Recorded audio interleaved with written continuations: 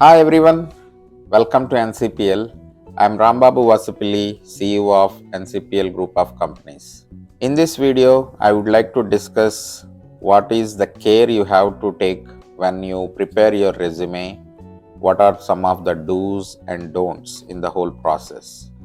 One of the biggest blunder everyone does in preparing the resume is they try to prepare the resume based on what they know instead of based on what the companies want or what the market is in demand for. So, this is one area I have seen almost like 70% of the job seekers make a big mistake. Now, so what we have to do even before we start preparing our resume is forget about what you know and what you don't know. If you are targeting one role, for example, if you are targeting some Azure cloud engineer role, so what you have to do, you have to go to some of the job sites, for example LinkedIn, and then type the keyword Azure cloud engineer and go through each job description of each and every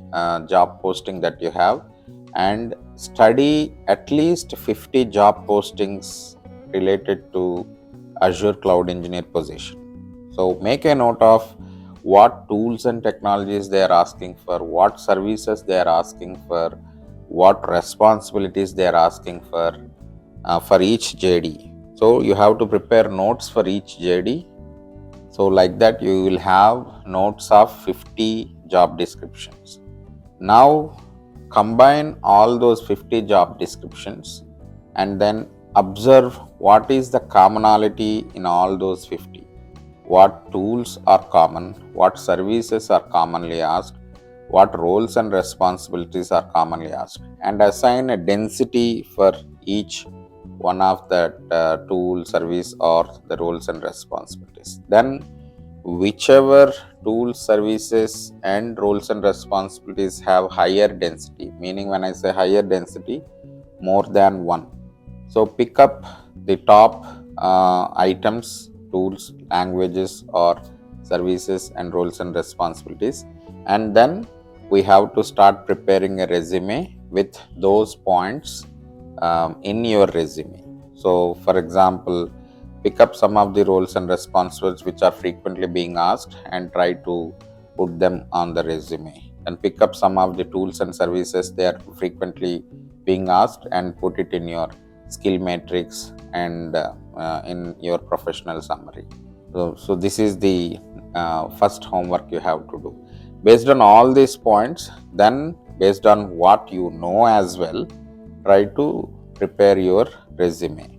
Now, in this process, you might have come across so many languages, tools, and services that you might not be aware. So, just because you're not aware of those, or you don't have any expertise on those, or you don't have any acquaintance on those, just because you don't have them, don't remove them from your resume. So the expectation is they are frequently being asked for this role, which means you will be a person in demand if you know those tools, services, or responsibilities, right? Obviously, because that is what is being frequently asked. So you need to start preparing for those additional services which you are not aware. Okay, don't try to remove them just because you don't know. For example, in some of the DevOps roles, Python is being asked quite frequently these days compared to the past. If you don't know Python, it doesn't mean you should not put Python. So put Python in your resume. Try to get some acquaintance with Python, and then your resume will be picked up by the application tracking systems. Number one, don't try to put only those you know in your resume, but do some research on the role you are targeting. Study 50 job descriptions. Make a note of each tool, service, and language and responsibilities that they are frequently asking.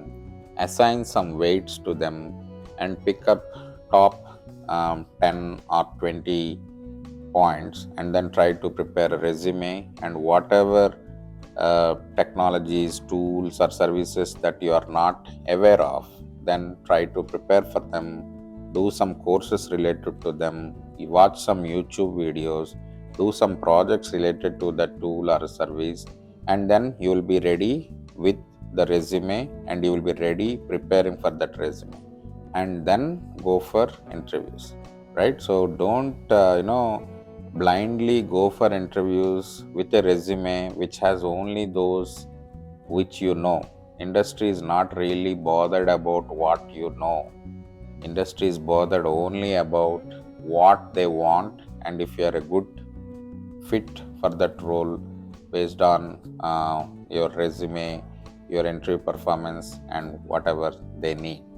So I think you guys understand the point I'm trying to make here, because I see 80 to 90% of the people making this blunder when preparing their resume.